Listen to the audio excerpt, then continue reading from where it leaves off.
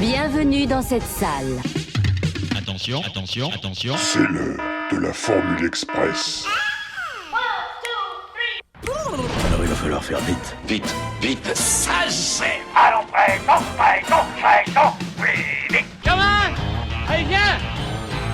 C'est pourri, gamin! Salut à toutes et à tous et bienvenue dans cette nouvelle Formule Express de Retour à l'écran. En cette fin d'année, on poursuit nos focus sur nos films de Noël favoris.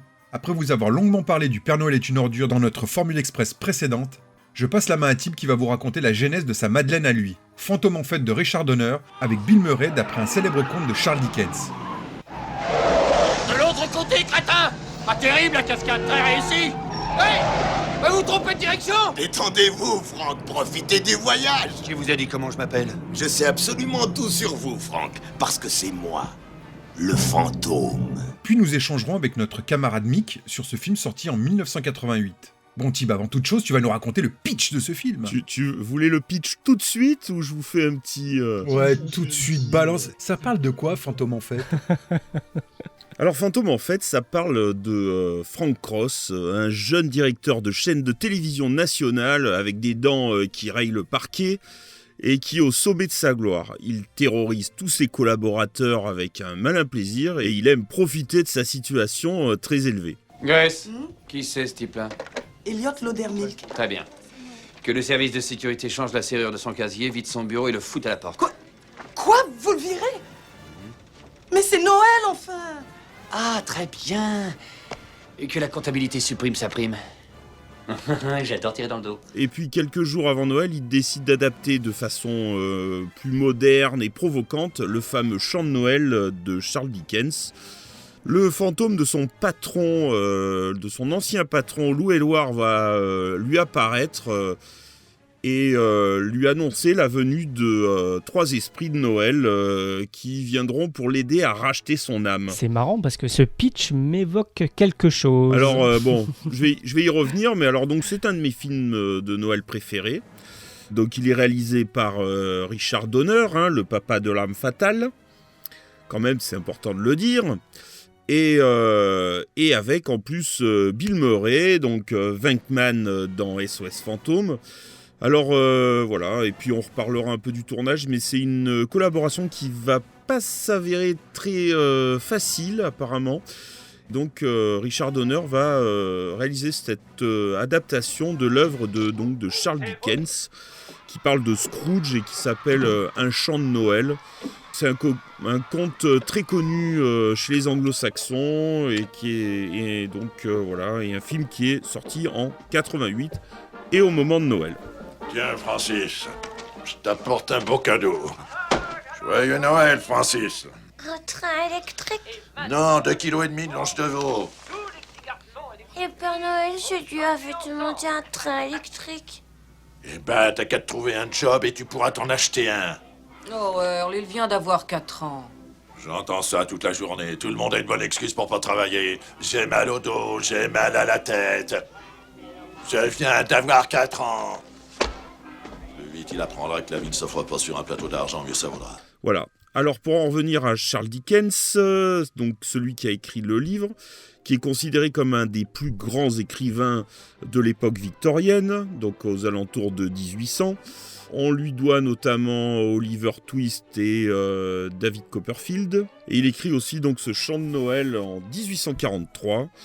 Et on peut le considérer comme étant un peu le père de la série d'aujourd'hui, parce que c'est lui qui va développer le système des feuilletons, okay, avec des romans donc écrits chaque semaine de manière donc hebdomadaire ou même mensuelle. Ça donnait un format un peu particulier et beaucoup de rigueur d'écriture. Voilà, et c'est lui qui va, et en fait, il va en quelque sorte un peu démocratiser la littérature, ce grand monsieur. D'ailleurs, le personnage de Scrooge, donc du chant de Noël, c'est devenu un peu le Père Noël des anglo-saxons. Et pour certains même, le conte a été tellement important au niveau social qu'il va même carrément sauver les vacances de Noël en Angleterre. C'est-à-dire ? C'est-à-dire qu'en fait, elles allaient disparaître. Ah ouais, ok, d'accord. Voilà. Donc c'est une histoire, comme je disais, donc c'est une histoire qui a été très très adaptée au cinéma et sous toutes ses formes. Leur première date donc au cinéma de 1903. Et parmi toutes ces adaptations, on peut compter des ballets, des opéras, des dessins animés. Et il y a même eu un spectacle du mime Marceau. Et je vous propose d'ailleurs qu'on en écoute un extrait.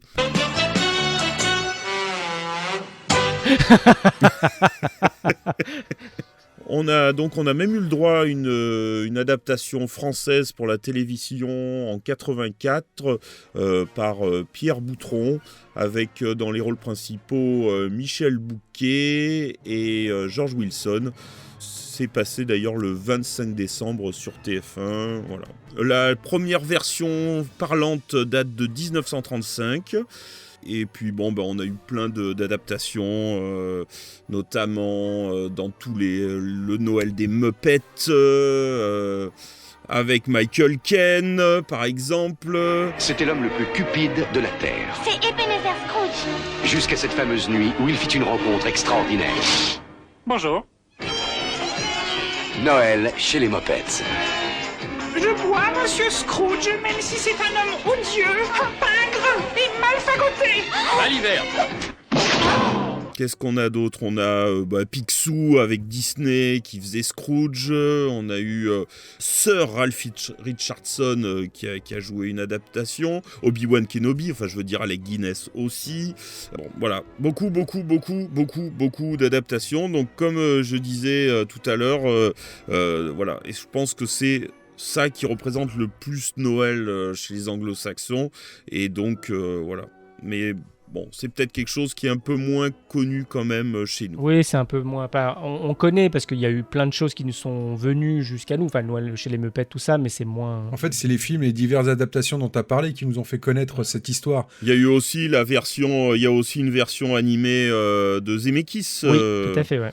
Avec Jim Carrey. Pour en revenir au film, c'est quand même le grand retour de Bill Murray au cinéma, après une absence quand même de 4 ans.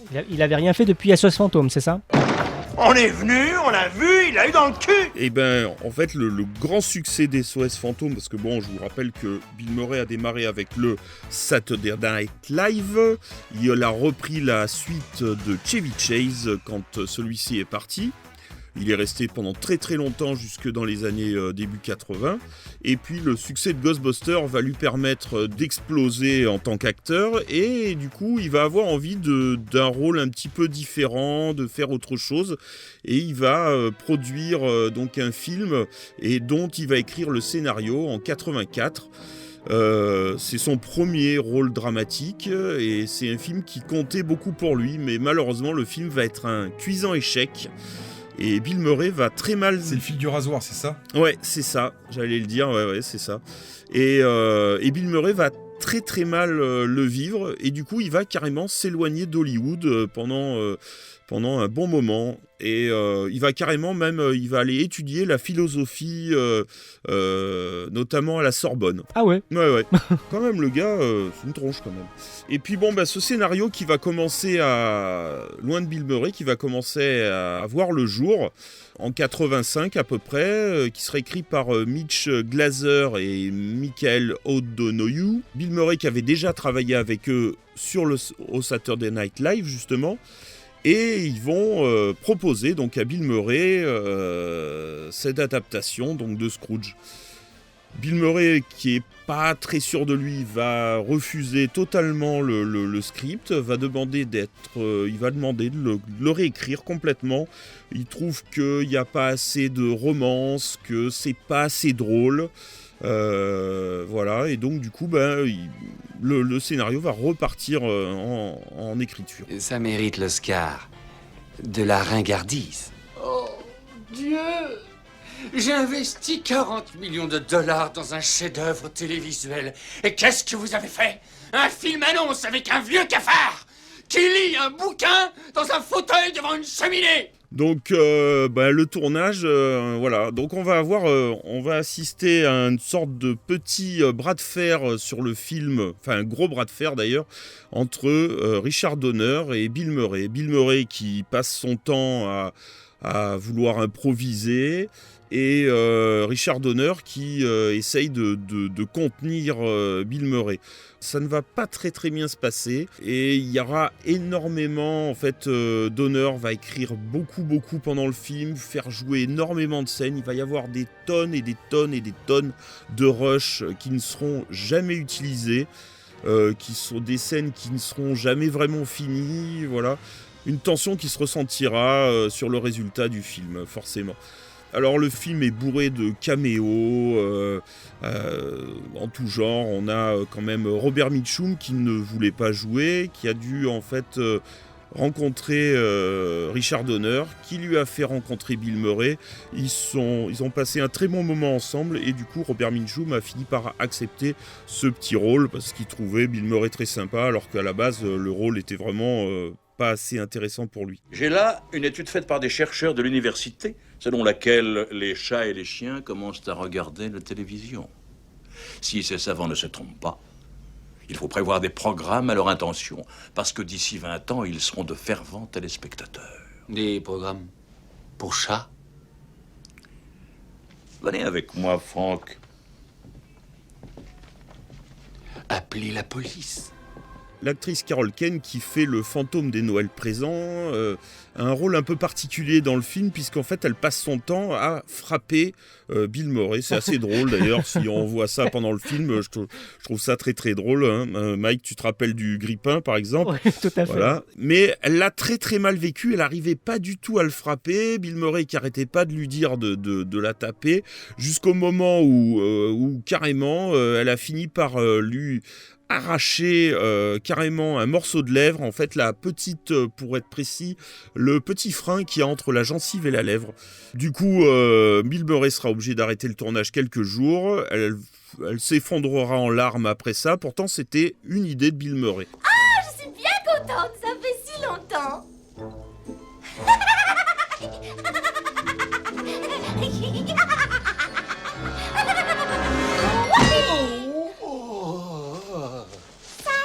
C'est moi, le fantôme des Noëls présents. Et quelque chose me disait bien... Et puis on peut souligner aussi dans le film quand même l'apparition de Bobcat Goldthwait, je crois que je l'ai bien dit, je sais pas, qui jouait dans Police Academy aussi, qui fait un des assistants très très très maltraité par Bill Murray. Pour finir avec le tournage, à la fin du film, on a un superbe monologue de Bill Murray, un monologue qui est très important parce qu'en fait c'est le moment où on comprend que Bill Murray a changé et que c'est plus du tout le même qu'au début. Et à ce moment-là, Richard Donner a réalisé une chose, c'est qu'il y avait quelque chose de beaucoup plus important qui s'est passé pendant cette scène. Pour lui, Bill Murray est devenu un vrai acteur. Noël, mes amis, c'est la seule nuit de l'année où on a envie d'être gentil à l'égard des autres, où il est facile de leur sourire, où on a envie de tout partager avec eux.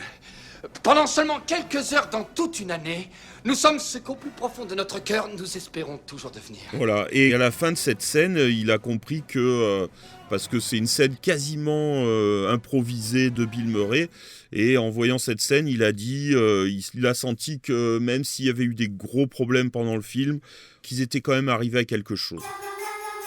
Alors à sa sortie, la production décide de jouer avec le succès d'SOS Fantôme, donc en remettant un peu Bill Murray en avant, avec des slogans du style Bill Murray est seul cette fois-ci contre 3 fantômes, voilà, des choses comme ça.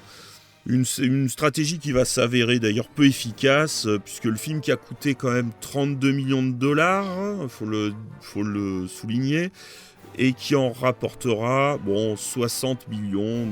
Voilà, c'est pas énorme, mais c'est quand même, il s'est remboursé.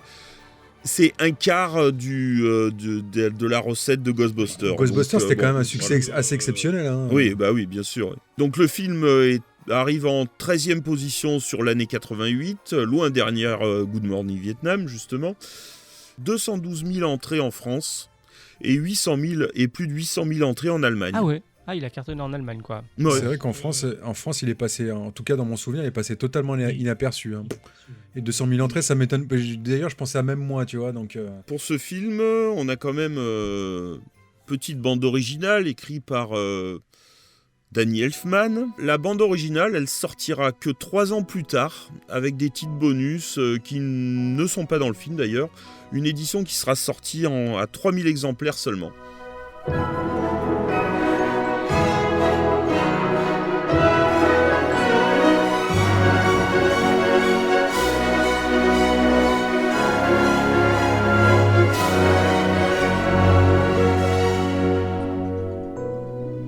Pour en revenir aussi à Bill Murray, c'était un film important parce que c'est aussi le premier film où il est tout seul. C'est un film, et ça a été beaucoup angoissant pour lui.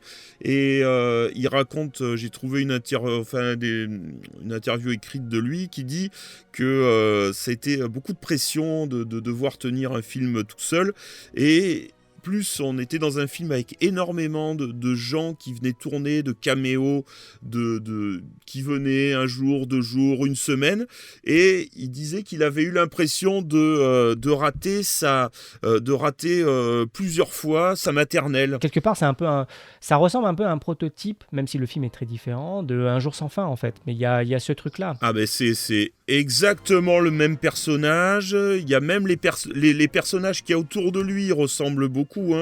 C'est vrai qu'il y a un parcours similaire, il y a cette résilience, cette rédemption du personnage qui est de Bill Murray dans les 2 films. Qui travaille dans une chaîne de télé. Après, c'est la mécanique qui est assez particulière, qu'on aimerait tous vivre quelque part, d'effacer une journée ou plus et de la refaçonner d'une certaine façon pour l'améliorer. C'est ça aussi qui fait que Un jour sans fin est devenu cultissime. C'est cette mécanique-là aussi qui l'a rendu cultissime. Mais c'est vrai que les 2 films, dans le fond, finalement, ils se ressemblent beaucoup, quoi. Moi, il y a des trucs dans ce film qui me font marrer. Alors, genre, par exemple, quand même, j'adore la scène d'intro avec Lee Major. Alors, Lee Major, ça va peut-être pas parler, s'il y a des jeunes qui nous écoutent, ça va peut-être pas trop leur parler, mais c'était l'homme qui valait 3 milliards. Et l'homme qui tombe à pic. Et d'ailleurs, dans l'homme qui valait 3 milliards, il y avait un épisode aussi sur un épisode hommage à Scrooge. Mais bon, quand même, cette scène avec Lee Major qui sort avec la Gatling de la même que dans Predator, je dois dire que c'est une scène qui me fait quand même beaucoup rigoler. Lee Major qui sauve Noël, je trouve ça très bon. Oh, mais c'est Lee Major, l'homme qui valait 3 milliards. Père Noël, il y a une porte de service quelque part? Oui, bien sûr, il y en a une, mais je connais un Père Noël qui sortira par la grande porte. Et moi, je suis réparable et remplaçable. Mais le monde ne s'en remettra pas s'il vous arrive quelque chose, alors soyez prudents. Oh, c'est vraiment gentil de me dire ça. Attends, Lee, tu as fait de bonnes actions, mon garçon, cette année. Il a été très serviable. Et alors, comment vous l'avez découvert, vous? Alors, moi, je l'ai découvert, je l'ai loué. C'est un film que j'ai loué, parce que c'était la tête de Bill Murray avec des fantômes. C'est un film que j'ai loué dès qu'il a été disponible en vidéo. Voilà, puis après après j'ai eu la chance, après j'ai pu le revoir après quand il est passé sur Canal, je l'avais enregistré en VO et après je l'ai plus regardé que en VO. Et toi Max? J'ai pas le souvenir de l'avoir aperçu en salle, donc je l'ai pas vu en salle. Hein. J'avais vu quand il est sorti en vidéo, j'avais vu la cassette, mais je m'ai pas attiré. Pas attiré par la jaquette, donc et je l'ai découvert sur Canal et j'avais trouvé ça sympathique, j'avais bien aimé. Je connaissais pas justement le roman et l'histoire de Dickens, et donc j'ai appris plus tard tout ce que tu as raconté, ce côté un peu mythique dans les pays anglo-saxons. Pour moi, c'est pas un film que je revois régulièrement. Enfin, c'est pas un film qui m'a marqué, en tout cas. J'aime beaucoup l'histoire de Scrooge, que dans le genre, je préfère largement l'adaptation avec les Muppets, que je trouve vraiment belle, et il y a des scènes, paradoxalement, même on parle de Muppets et de parler d'émotions, ça peut paraître paradoxal, mais il y a des scènes qui sont particulièrement émouvantes dans l'adaptation avec les Muppets, qui sont très très très très fortes. Celui-ci, voilà, j'ai trouvé sympathique, voilà, il y a un côté un peu décalé, un peu. Alors je sais pas, je suis peut-être passé à côté. Non, mais il a plein de gros défauts, ce film. Il a des gros problèmes de rythme, mais je dois dire quand même que j'aime beaucoup, enfin ça me fait rire, et même je l'ai revu, je l'avais un peu moins revu ces dernières années, et je l'ai revu, les 3 fantômes me font quand même, enfin pas les 3, les 2 fantômes, le fantôme du passé, le taxi que je trouve terrible, qui est un rocker, un acteur qui fait plein de petits rôles à droite à gauche. Et puis la nana qui fait Carol Kane, là justement, qui fait le fantôme des Noëls présents, que je trouve assez folle. Tu as fait bon voyage, Franck? Ah, que c'était agréable. Salut, Cujo. Bah, ils sont, ouais, il y a plein de rôles savoureux, il y a plein de petits moments comme ça. C'est un film un peu bancal, effectivement. Il y a des moments où il y a des longueurs, il y a des moments où ça s'accélère un peu. Il y a plein de petites fulgurances. C'est vrai qu'il a le grand mérite d'avoir réactualisé du coup l'histoire de Dickens. Et donc, du coup, d'autres ont pu s'inspirer, notamment peut-être justement les Muppets ont pu peut-être s'inspirer de certains rouages scénaristiques, en fait, hein, pas que romancier. Donc tout ça c'est intéressant. Moi je garde aussi en tête, ça m'avait beaucoup fait marrer le passage où Bill Murray croise la mort en fait dans un ascenseur. Voilà, il y a tout un truc comme ça qui me fait bien marrer. Moi je crois que je l'ai découvert en VHS, il me semble bien. C'est un peu flou, j'ai pas un souvenir très marquant du film. C'est pas non plus une vraie marotte pour moi. Ce film je l'aime bien, hein, mais c'est pas non plus une véritable marotte comme peut l'être Gremlins ou des trucs comme ça. C'est quand même, je trouve, le film de Noël idéal à voir en famille, sans ordures et sans défi. Et alors oui, d'accord, on a une fin qui plonge dans la guimauve, mais finalement, c'est pas ça qu'on attend d'un film de Noël, avec des bons sentiments, avec une fin heureuse et un personnage qui devient gentil alors qu'il était super méchant. Eh ben moi je trouve que si. Donc moi perso, en plus l'interprétation de Bill Murray est vraiment géniale. Vous voudrez faire une réalité de vos rêves et vous êtes capable de le faire. Je sais à présent qu'il faut y croire. Je pense que ça m'arrivera à moi maintenant. Je suis prêt pour ça. Je suis bien. Je me sens bien, oui. Je me sens mieux que je ne suis senti depuis des siècles. J'avais décidé de parler de ce film parce que je l'aime bien et que je voulais pas parler de films trop connus. Oui, non, mais tu as absolument raison. L'idée, c'était ça, c'est de faire ce podcast pour remettre en lumière. Tout à fait. Mais en tout cas, voilà, ce film-là est pas forcément hyper marquant, mais il a quand même suffisamment de corps à l'intérieur pour soutenir des visions comme ça, même pourquoi pas, hein, pour tous ceux qui ne l'ont jamais vu, le découvrir actuellement. Je pense que ça fait encore la blague. Moi, je voulais juste revenir sur justement la photo. Et je trouve aussi, à mon souvenir, la photo n'était pas forcément géniale. Et pourtant, c'est un immense chef opérateur qui est derrière. En fait, c'est Michael Chapman. Michael Chapman, c'est le chef opérateur de Taxi Driver, de L'Invasion des profanateurs de Philip Kaufman, de Raging Bull, de Génération perdue. Et apparemment, il s'est bien entendu avec Bill Murray, parce que j'imagine que c'est peut-être un peu lui qui l'a conseillé pour éclairer SOS Fantôme 2. Enfin, peut-être, je sais pas, je tire des conclusions peut-être actives, mais le film que tourne après Bill Murray, c'est SOS Fantôme 2. C'est le même chef opérateur, donc probablement qu'il a été conseillé, quoi. Je vais juste finir un peu sur parce qu'il y a quand même, je trouve que les effets spéciaux sont toujours pas mal, les designs sympas et voilà, c'était assez réussi quand même et je trouve que ça tient encore bien la route. Faut que je le revoie, mais j'avais souvenir aussi qu'il y avait quand même quelques trucs qui étaient vraiment bien foutus, quoi. Des transparences, tout ça. Allez, on passe à la suite. Eh bien merci Tip pour ce retour sur Fantôme en fête. Dans notre prochaine Formule Express, c'est Mick qui conclura les focus sur nos madeleines cinématographiques de Noël favorites avec une remise en lumière du second opus de la première saga Batman, signé Tim Burton. A très vite dans Retour à l'écran express. Moi, si je devais résumer ma vie aujourd'hui avec vous, je dirais que c'est d'abord des rencontres. C'est vrai que je ne vis que pour le cinéma. Pour être aimé, il faut être aimable. Vous voulez un chocolat? C'était pas ma guerre. Back in full force. Quelle est votre devise? Je m'appelle Bond. James Bond. Vous délirez totalement là. C'est ça qui permet de voyager à travers le temps. La vie a plus d'imagination que nous. J'espère que je ne vous apprends rien. Vous êtes un mélancolique. Mélancolique, mon cul.